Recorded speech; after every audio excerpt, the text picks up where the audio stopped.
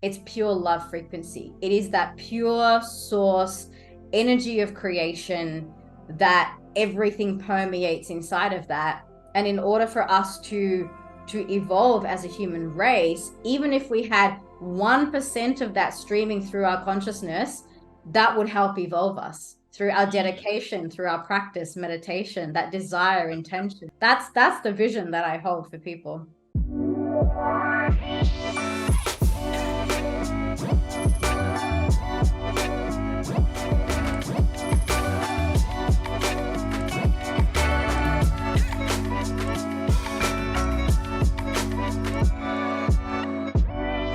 Hello, everyone. Welcome to another very exciting episode. Today we have the wonderful Neil Gaur. Now, Neil is the founder of Portal to Ascension. Now, he's very, very established in the field of helping people connect to their spirituality and also the topic that we're very interested in, which is the extraterrestrial side of things. So thank you, Neil, so much for joining us here today. Thank you for having me, Eesha. It's good to be here. So the first question I have to ask you is, have you had any experiences with ETs? Because generally the people who get into this work have seen something, experienced something. So tell us about that. There's no real tangible actual interaction. I've had some sightings, and I've had sightings after I woke up to all this information. But really, the way I got into this wasn't because of experiences. It was because of researching ancient history and looking for my number one thing that I was looking for was the root of all religion. Okay, so and I was raised Hindu, so I was like, I didn't really believe that there was just one way. I believed that there could have been multiple ways. So as I was looking into the root of all religion and going further and further back, I started seeing that these ancient scriptures were actually talking about beings from the stars, and that's what kind of got me on the path of, well, maybe these aren't like gods per se or angels, but could actually be extraterrestrials and interdimensional beings. So that's how it began. I would say that after that, I've had maybe like in dream state, some contact experiences, and I feel that I'm being guided by like definitely some sort of celestial powers, but there's no like real tangible actual experience. Wow, that's incredible. So tell me about this discovery or this connection between the ancient history you were looking at and this Yeah. interdimensional or extraterrestrial consciousness. All right. Yeah. But I'm curious first though, have you had a contact experience? Oh, plenty, How you plenty. got into it? Yeah, I have Yeah. seen all sorts Okay, of we got things, to talk about. physical sightings, telepathic sightings, beam of light coming down from the sky, flashes in the sky. I have a That's whole what got you into all this. yeah. So I'm a Okay. contactee.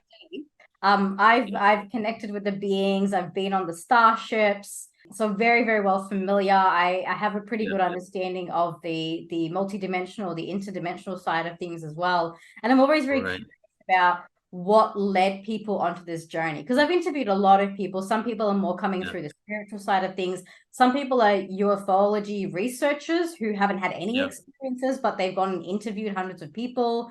And it's just Right. it's Right. Right. fascinating. Like I'm finding all of these various pathways are leading towards this idea that maybe we're not alone. And so that's why I'm very curious. If you've come at it from an ancient history perspective, Yeah. that fascinates me How did deeply. it happen? Yeah. Mm. So, so I've done a deep dive and I've worked with hundreds of people and experiencers. So, um, I've got to a point now where I've been able to collect a lot of information, and I've been in meditative states. And there's certain inherent truths that come to me about like the way the universe is structured, the holographic nature of the universe, and how dimensions work. But there's no like actual being talking to me. It's just like this information just comes from me just like contemplating on myself, right? So even though I started with ancient history, it kind of was the precursor to that was the fact that I was raised in a very analytical family, computer scientist and accountant. So I really needed like factual information. I came from the mind into the heart is what really happened. Whereas a lot of other people that I work with, they have experiences that activate their heart, they feel connected, and then they start getting the education and information that validates that later, right? So for the ancient history, the way it worked for me in 2001, when I graduated, 2000, I graduated high school, 17 years old. When I turned 18, I started just being curious about, the root of everything. Why is it that there are so many similar stories in Hinduism to other religions? Why is the story of Krishna and Christ, Jesus, almost the same? Like even the word Christ is in both their names, right? So I started looking into that and realizing that there's so many truths that were similar in all these religions. Then why is it that all these different faiths are talking about the differences rather than what the similarities are? So that was the original thing. And if the similarities are hidden in plain sight, why don't we talk about this? Because it can create unity and connection. So is there some sort of effort to make us not realize how we're connected in order to control the masses, right? So that began the journey. And I started going further and further back, looking at all the texts. I'd read the Bhagavad Gita, I read the Quran, I read the Bible, the Old Testament, and then I went further back. And eventually I found the Sumerian scriptures, the seven tablets of creation, are the actual tablets from the Sumerian scriptures. And these have been known to be the oldest known written religious scriptures on earth, right? And just a little side note, disclaimer here, that was actually a deliberate misdirection because they don't want you to know the true dating of Egypt. So but the Sumerian scriptures are still very ancient, and they talk about a story that took place 200 to 300,000 years ago, came from a planet called Nibiru, right? And almost all of the information in the Sumerian scriptures are is actually taken and put into the Old Testament. So the Old Testament is almost a verbatim, a reiteration of the Sumerian scriptures. But instead of saying God in the Sumerian scriptures, the original text says gods. But instead of saying gods, it's actually androgynous. There is no sex to it. It's like male and female, but it actually doesn't just say gods. It says beings from the stars, from the heavens. Those from heaven come to earth. So at that point, I was like, well, let me look at this. Either I can look at all religion as completely like, fake, or maybe there is some truth in that we've been visited from the stars and a lot of these religions were founded by it. That started me on a deep journey of about 8 years, 2001, 2008, of just reading ancient scriptures, and even going back to the religion I was raised in. Because in the Sumerian text, they actually have very advanced artwork that are actually descriptions of advanced quantum physics and science. And I started realizing, well, is spirituality and higher dimensions, is that just a vibration? And is vibration a frequency? And are we now rediscovering this mathematics of the ancient world? That took me to Hinduism, because then I realized that meditation, yoga, Ayurveda, all chanting were all acoustic versions of quantum physics modalities that we're now incorporating to awaken the human consciousness. So it was really ancient history and quantum physics at the same time. But while I was looking at both of those, it immediately took me to the extraterrestrial question, just in looking at who these beings were and what kind of interactions we had with them on the planet. Wow. Wow. That's huge. That's really huge. And I think that's where you and I share some similarities as well, because I also come from Hinduism. So I grew up going to the temples and learning about the deities, also Christianity as well, because then when we moved out of India, we then went to Catholic schools when we were growing up. Oh, interesting. And so yep. having that like drawing very similar parallels and going, well, this is what Hinduism says and this is what Christianity says. And hang on, I think they're saying the same thing, and I love that. So in that research, you've sort of landed on this conclusion that there must be some kind of beings or something out there, right? Now, when you talk to other experiences, as you said, you've spoken with other people, what are some of the experiences that others have shared with you that have helped you to validate that there may be some truth in that? Ooh. Well, first of all, I went to Catholic school as well in London. Nice, yeah. So I had both of those worlds. And Yeah. the experiences, I mean, there's been so much, but I would say when I first started diving back into the Hindu scriptures, I went into the Mahabharata, and I started looking at that from another lens, because a lot of the stories in there seem like very advanced craft, throwing lightning bolts and throwing different types of, energy weapons out of it. So the Mahabharata was really what I felt looked like there maybe been some either advanced civilization on the planet or some extraterrestrial connection. The way dimensions work and the understanding that when we level up in consciousness and we exist. Now, this is the one I want to share with you. The best validation is the bandwidth of frequencies that we exist within, right? That we exist within this frequency range that we can only perceive, hear, and see certain things that are within that. However, we now know and we're aware that we can quantify that there are frequencies above it and below it.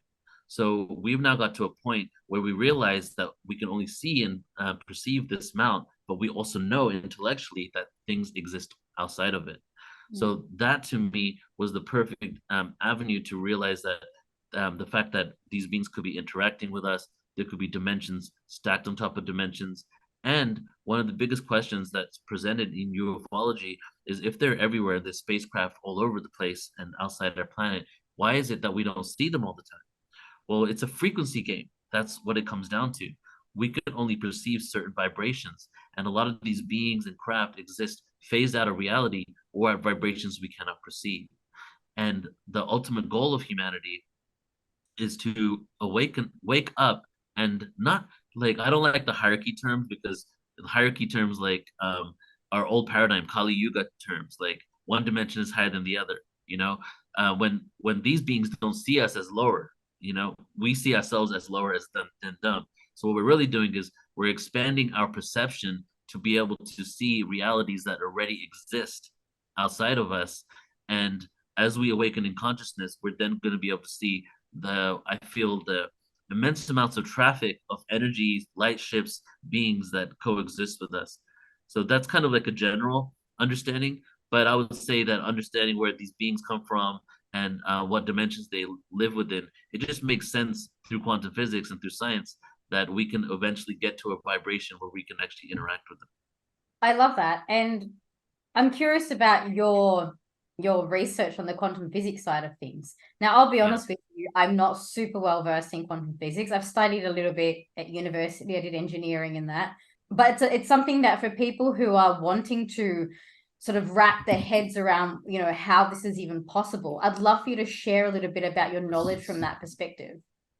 All right, yeah, for sure. So there's three things I'll share with you. I'll break them down. So one is the double slit experiment, right? So we'll talk about that in a second. And then non-locality is another one. I'll speak about that. And then I'll start with the illusion, right? The holographic nature of this universe. So we now have proven that you and I, we're not solid beings. This computer is not a solid structure. But the paradox is, it seems pretty solid to me. How do we know it's not that? Well, we're now able to pierce through the veil. We're able to see everything below an atom. This Newtonian physics is the physics of everything an atom and above. This quantum physics, which is the physics of everything below an atom, which is the subatomic world. The subatomic world are the building blocks for the atomic world. But the atomic world shows as solid, and the subatomic world are vibrating frequencies that constantly vibrate in and out of perceivable reality, right? So it's a vibrating, basically, it's a vibrating light fractal that we see and don't see. We see and don't see, phases in and out. So what else do we have on this planet that we've created as humans that does the exact same thing? That is a light fractal that creates an illusion of something, but goes in and out of reality. That's exactly how a hologram works. So we are basically creating that in our third dimensional reality. So to me, it's the paradox is that not only are we solid beings interacting, but we're also made out of the same exact vibration and frequency. So that is the essence of understanding quantum physics. There's been a few things that have come out over the last 100 years that really back up this illusion kind of theory. But I want to say first a disclaimer. A lot of times when I say this is an illusion, a lot of people get kind of upset because they think that you're taking away the organic nature of this reality. And I feel it adds to it. It adds to the beauty and the complexity of this reality. Plus, since we're all made out of this very advanced coding, there's a programmer and it coded us, right? Since we're made out of this advanced coding, we got to realize that we're also the programmers. What can happen is we can get to a level of consciousness that we stop being the games and the characters in it, but we're the character and the programmer at the same time. And when you become the programmer, you get to reprogram the illusion. So that's when you start doing things like Neo from the Matrix, bending space time, avoiding bullets or whatever, you know what I'm saying? So So that the whole thing of us being in this illusion, this world of frequencies, is that anything is possible, and we can really, for lack of a better term, I guess, manipulate reality for that. So quantum physics started, obviously it's like the essence of building blocks of reality. But in the early 1900s is when quantum physics really started moving from Newtonian physics to a whole other understanding. Before 1900, we were in the Kali Yuga. 1900, depending on what kind of what one of the two calendars you look at, because one of them says we're ending now, one of them says that we ended in 1900. Before that, we were in the age of darkness, hierarchy, delusion, and authority. Okay, Kali Yuga. The age of the Dwarpa Yuga that we entered in 1900 is the age of energy and sovereignty. Okay, energy literally starts with us physically creating light bulbs, energy, and then it goes into us piercing through the light to the quantum world, quantum physics. And then at the end of the Dwarpa Yuga, it goes into us realizing we are energy and how do we use our own quantum bodies in order to travel and all these things. So that was kind of the progression of why we're getting to. So quantum physics is a necessary answer to the evolution of humanity. Now, the two different things I want to speak about is the double slit experiment, right? I'll just simplify it. Basically, they're throwing electrons at this board. They throw the electron through the board, and then they move the board. And when they're observing the electron, when they're observing the actual thing occur, the electron acts as a particle and just goes and hits the board. But when they don't observe it, it acts in two different ways at the exact same time. The exact same experiment, and it acts as a wave and a particle, and it actually goes through it. And not until they actually put their attention on it and the intention on it does it actually become physicality, right? So that's very oversimplification. But if you really think about what this means, it means reality is a product of our intention and attention on it. If you don't perceive reality, everything is just a vibration with infinite possibilities. So this particle acts as a wave until you perceive it, and then it becomes solid in this reality. So what we're doing is we're piercing through the veil, and a lot of quantum physics that is so analytical, they just don't understand what this means at this point. But to me, it's a very metaphysical concept, right? And then non-locality. So this goes into quantum computing, because, for example, quantum computing, it goes into more than that, but quantum computing is the application of it now. What we've been doing, what used to take weeks or days for a computer process to occur can now happen in a split second through quantum computing. Because instead of using Newtonian physics and the analytical progression of linearity within a computer, they're now able to tap into some subatomic reality that pulls data that exists all the time because time no longer exists in that quantum reality. And they're applying this into computers. This exists. If you look at how quantum computing works, they can't even tell you. They've just known that they're able to do it. So this is non-locality. All data, all information for all time exist all the time, right? You and your listeners probably believe this as well. So all of it exists. And so you could pull data, like say that there's some sort of information, some sort of data set happening on a moon of Titan where there's some sort of ET base on, the moon of Saturn on Titan, where there's some sort of ET base doing a bunch of things. And there's data being collected by the collective area around there. You're able to tap into the quantum field and pull data out from that place without having to wait for that data to be sent to you like you would through radio signals or something like that. That's non-locality. So you and I, we can probably say, yeah, that's a possibility. The Akashic records exist, but this is actually a quantum physics term because they've able to do this. There not only does quantum computing use this, but they're now working on many different types of technology that is able to extract data from different parts of the planet, different parts of the universe, just by tapping into the subatomic world. Because it seems that this frequency, again, let's go back to the computer program thing. If you're in a computer virtual reality game, let's just say you're not in a virtual reality game, you're in a regular game on a computer. You're in that computer and you need to go through like days and days of different trials and tribulations in order to get to the end result, in order to figure out how to beat the boss and go through a wormhole to another game level, right? And as you could do that and you can wait all those days for it to happen, or you can tap in as the programmer and extract the data from that specific area instantaneously and get the data set of what occurs in that moment, right? So that's what non-locality is. So those are just a few things. I love that. And the experiment, the double slit experiment, it's just when people say, oh, but like, how do you know this stuff exists? It's like, well, if the pure observation of something can change its nature, that should tell you Yep. something about the nature of this Right. reality, right?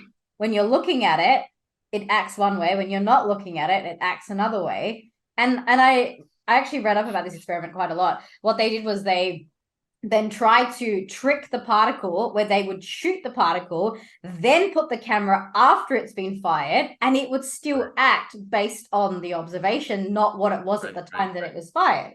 Right. And that makes you think, Exactly. well, did it have some level of predictability? Did it know ahead of time that you were going to do that at the time it was fired? Or like, how does that even work? It's kind of mind blowing. Yeah. How does it know? And does it know, is there some grand intelligence informing it in that moment? Exactly, right. And when you Yeah. speak about this non-locality, I mean, the closest reference I have to that is what people call channeling. Like, the ability to channel or expand consciousness and then receive what people call downloads or intuitive guidances or whatever that may be. Yeah. And even things like remote viewing, for example, people, they're That's what I able was to thinking. access information in real time or even in a past time or a future time of things that Mm-hmm. have occurred, haven't occurred, potentials that are in the field, the ability to see all of that existing in the present moment and to receive that information. If they're able to take that Exactly. into quantum computing, that's huge. Yeah. Yeah. So to me, every dimension, again, not to oversimplify it or take away from the beauty of what dimensions are, but it's a data set of information. Mm. You tap into this data set. Obviously, it's got information on galactic history, how we're connected to source, how to tap into your heart, activating chakras, all those things.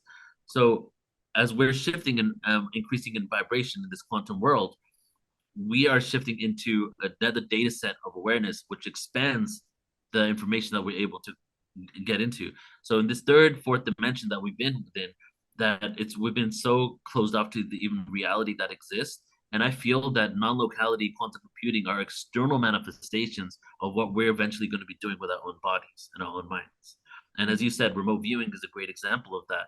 So there, when you go into this next dimension, that next dimensional information data set is permeated throughout the universe. All of a sudden, you tap into that. And then when you go into a higher dimension, you just go into another octave of existence and tap into that data set that's also permeated, and you're able to collect that information instantaneously. Right. I love that.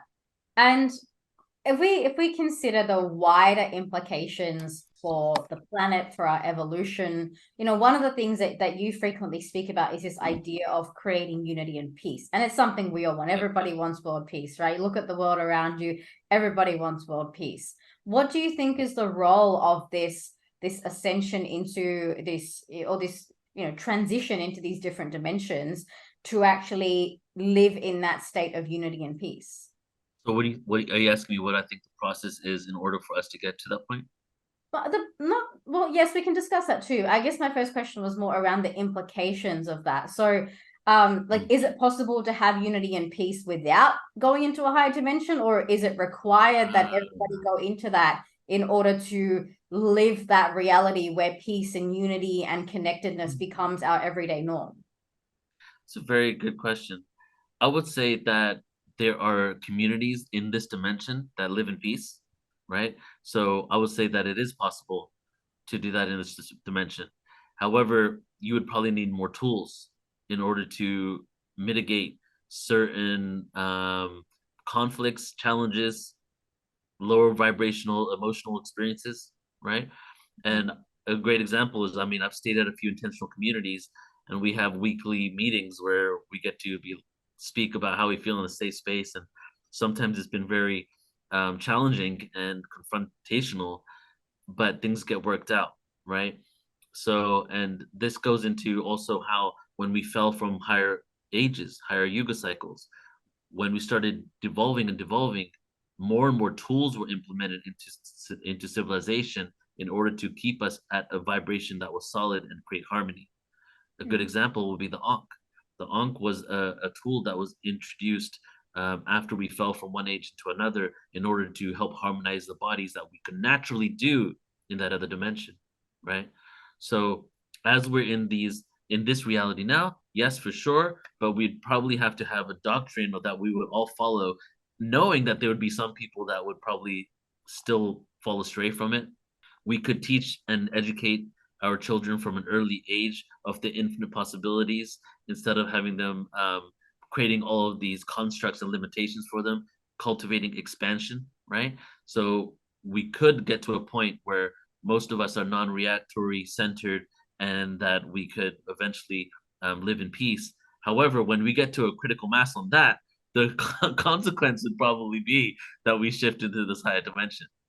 So I don't know Right. if that answers your question, you know. So Yeah, so just to absolutely. Yeah. consider tools within the lower one, more tools, but as we go into this higher dimension, we become the greatest tool for our own harmony and peace. Well, I think you've hit a really key point there is that to a certain point, yes, but when enough people do it, that is the higher dimension anyway. So I Yeah, feel like that then becomes the inevitable pathway or that next sort of way of living.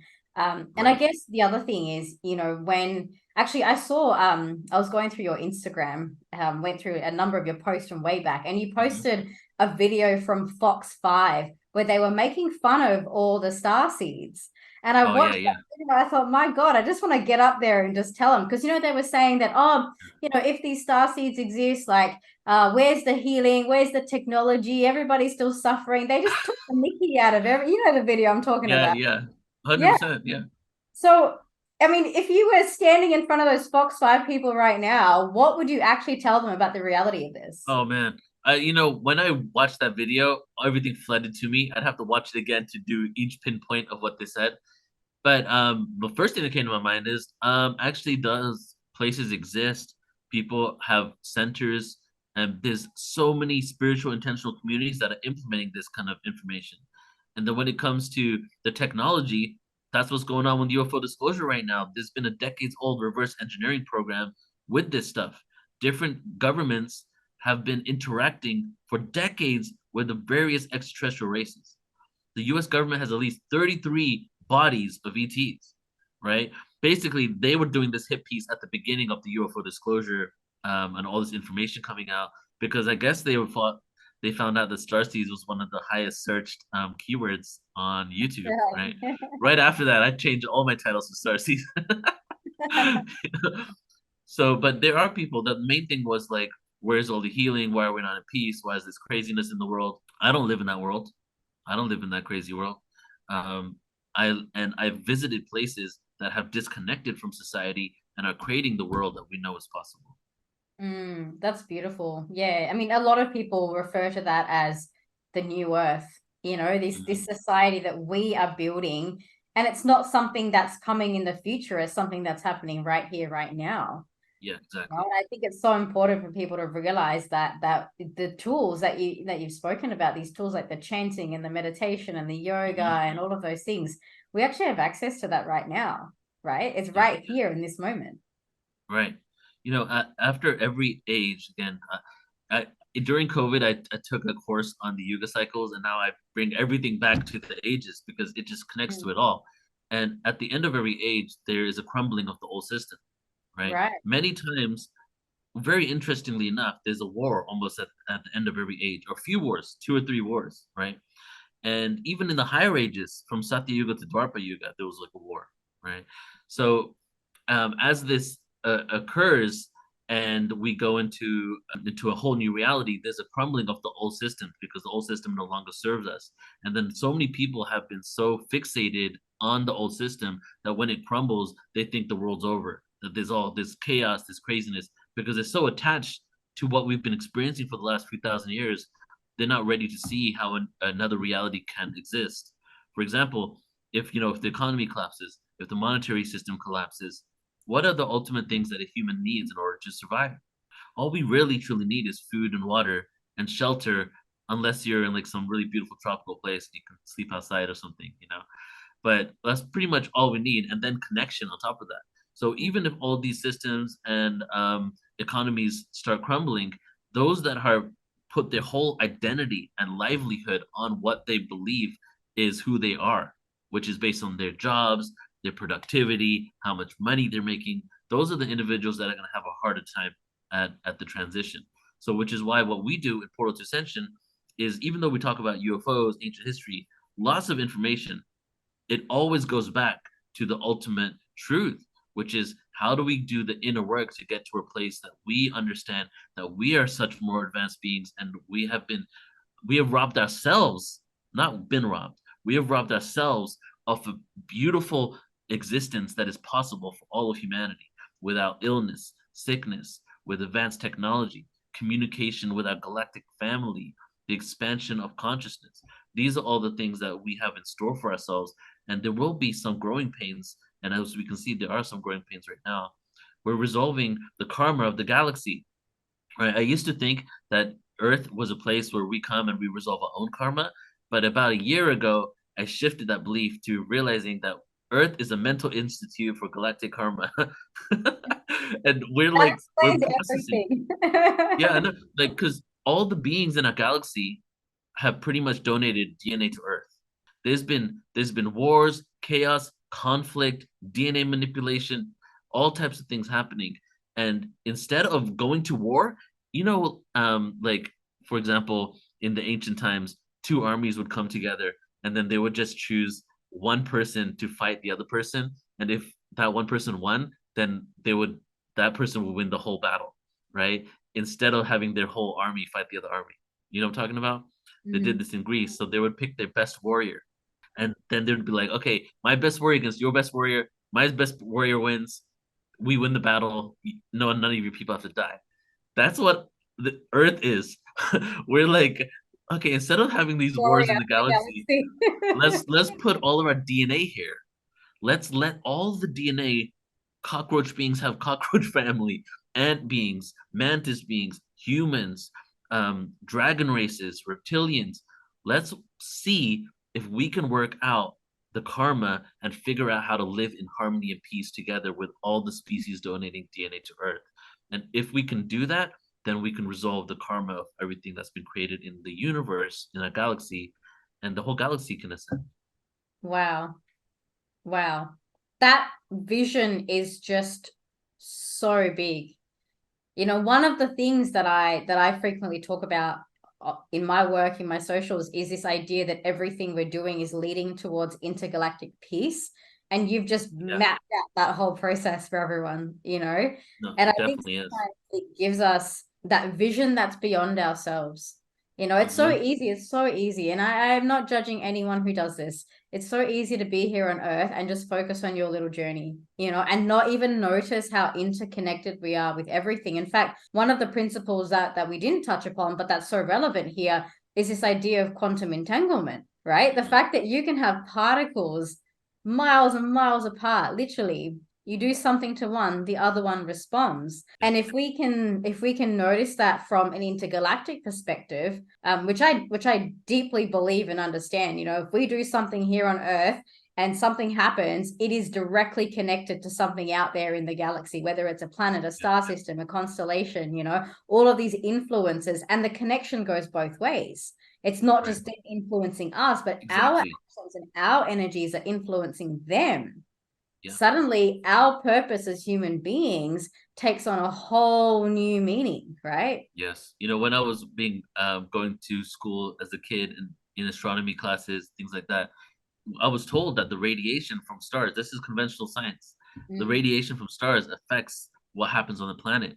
That a supernova could happen somewhere, and if a star basically disappears from the night sky, that radiation that's coming from that star will actually could make an earth change occur. And as I progress in the metaphysical world, I'm realizing that that also shifts our consciousness, the rise and falls of civilization.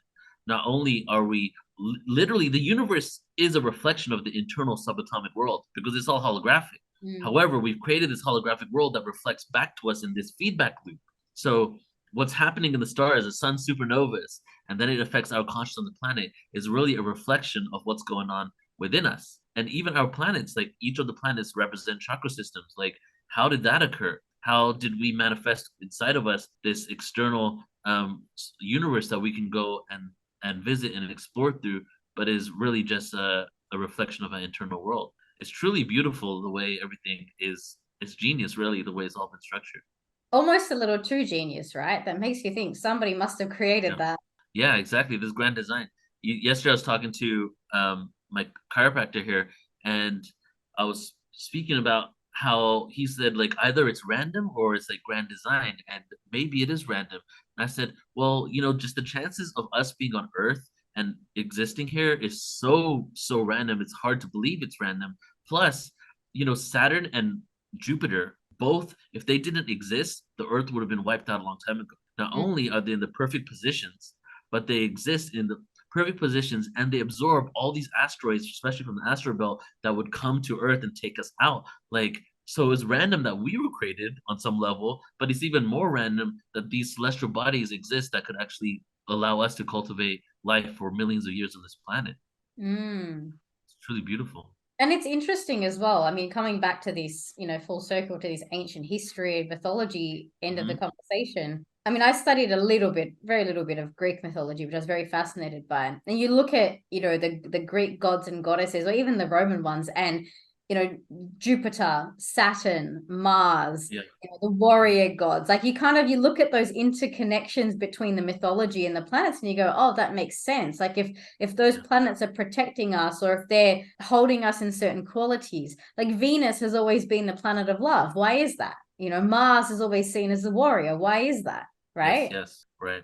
I feel it might be connected to the beings that existed on those planets. Oh, totally. And that was actually one of my other questions that I had for you was I really want to get into this concept of extraterrestrial versus interdimensional, because I know that if we took Yeah, a giant telescope, put it yeah, up on yeah, Mars, you wouldn't actually see any beings there. And there are lots of scientists out there who are searching for extraterrestrial life in that way. And I right. hate to be the bearer of bad news when I say that might not be the best way to look, right? Now, Mm, if we shift the perception into interdimensional, there's yeah, there's a lot more, I guess, scope for these different types of beings to exist in realms that are not necessarily perceivable through telescopes, but as you said, through consciousness or through other frequency shifts.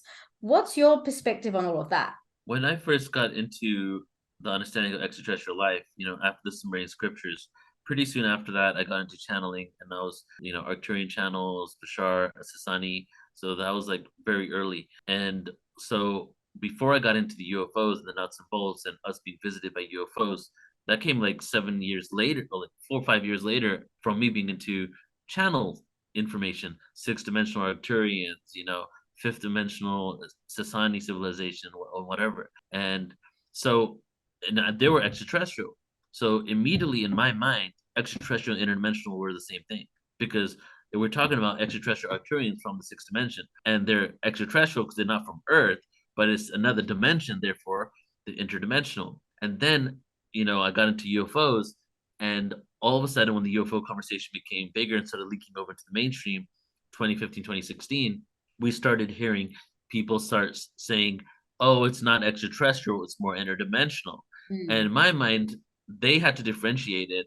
But Yeah. for me, that was never a differentiation. It was kind of the same thing. Because even if there is a third dimensional planet that found some technology, some alien craft, or created it themselves, and that alien craft had some sort of wormhole technology that they could tunnel through space time and come to Earth, technically they still came here interdimensional, even though they maybe exist in the third dimension. Because that's another thing that's been said by my dad and other people, that how could they get here if they live so far away?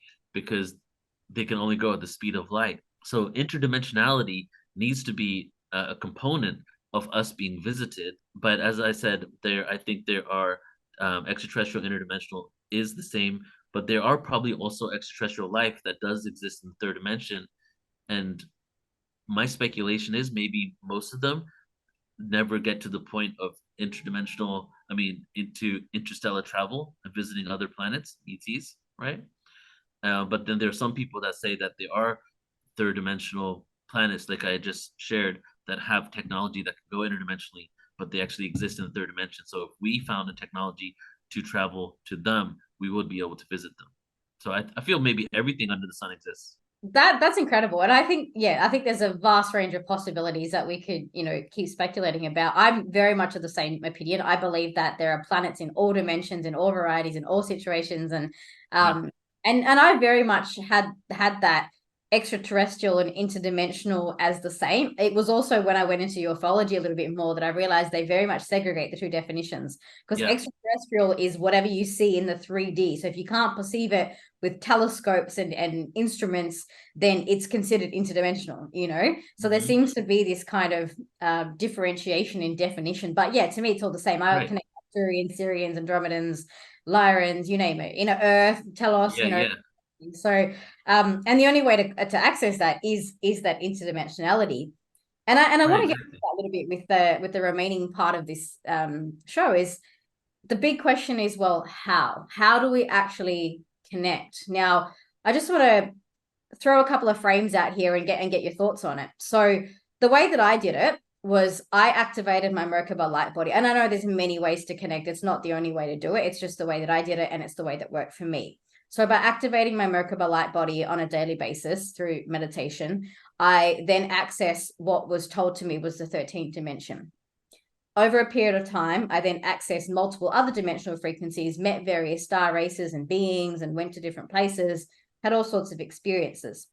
Now, at that time, I didn't really understand the interfacing between dimensions. And it took me a while, it took me a few years to really understand how to cross from one dimension to another.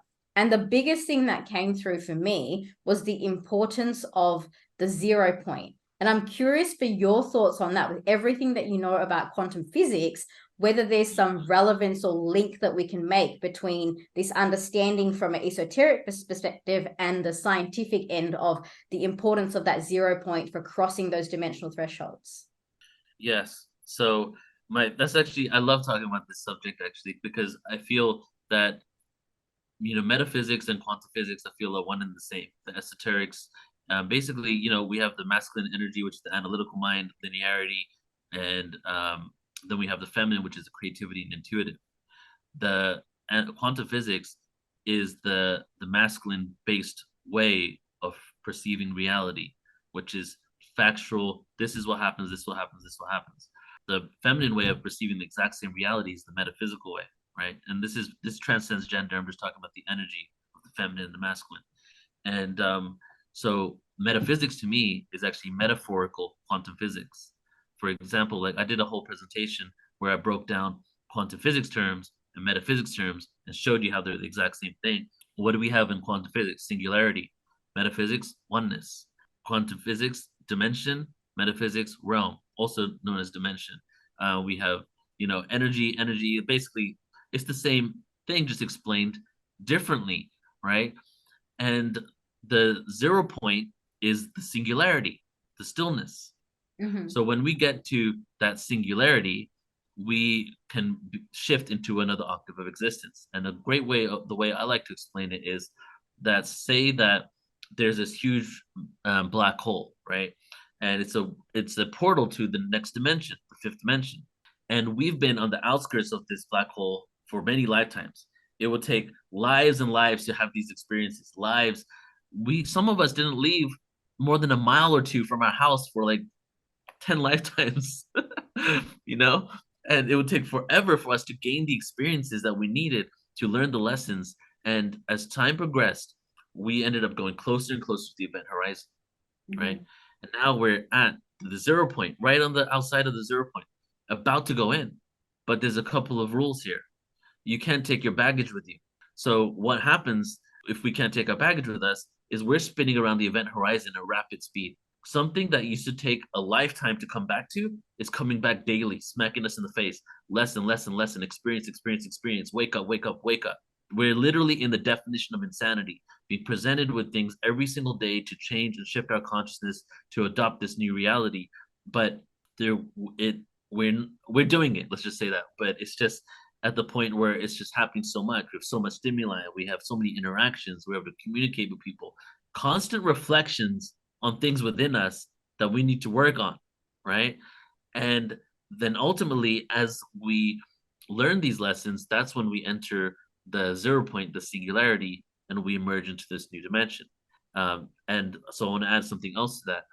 I used to think that in like I've done some research on dimensions, and there's so many different types of dimensions, that like parallel dimensions, dimension within dimension. There's the 13 dimensions in the galaxy.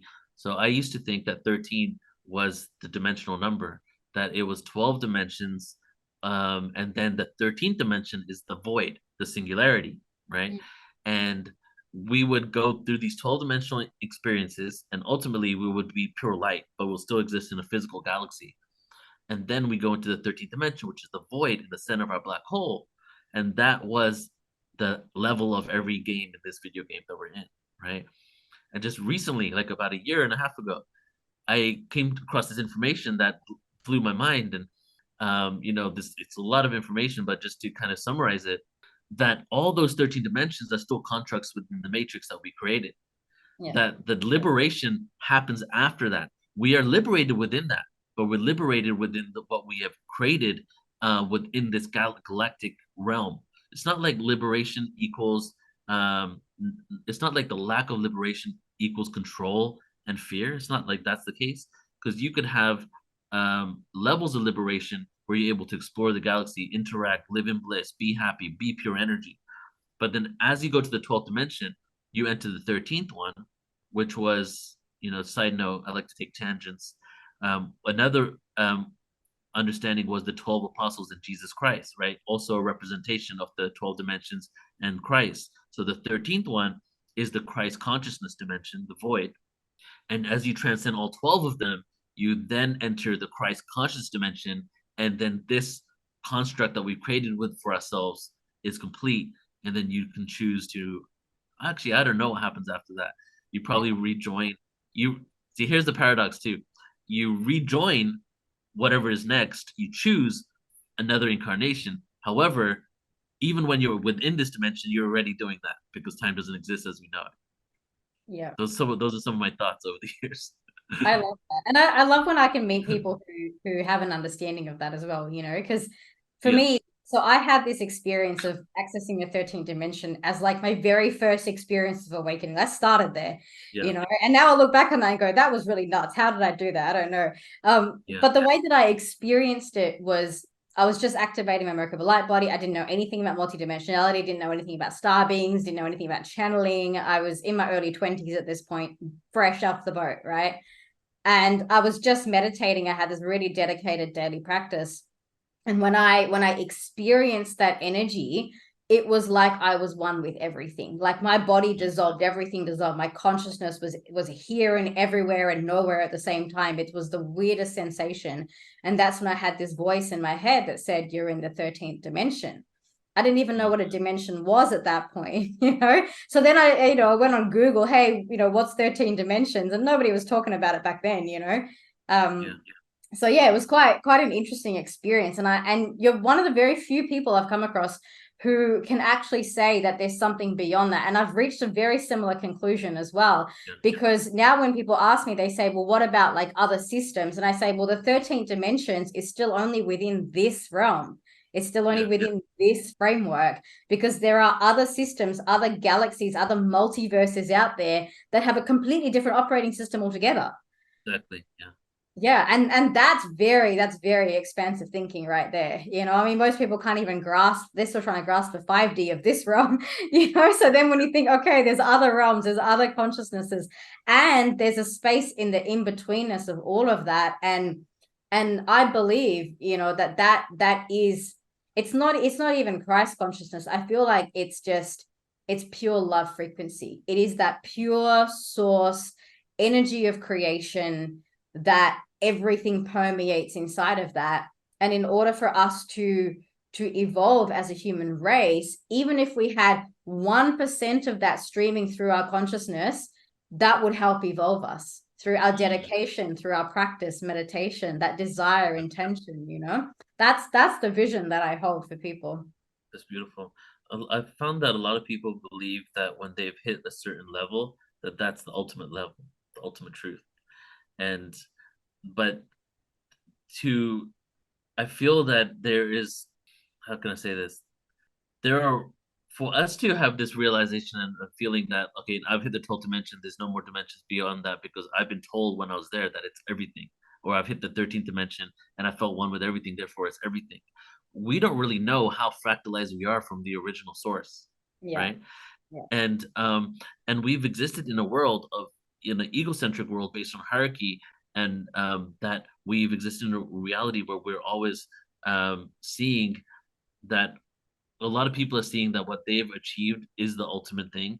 But when we shift out of this hierarchical realm into one of more not trying to compete with where we've been or even with ourselves, I feel we'll start understanding that what the true realities are and what goes beyond that. You know, after this galaxy, there might be another series of things that are just our localized galaxies, right? Mm, And then after our localized galaxies, then it might be the universe.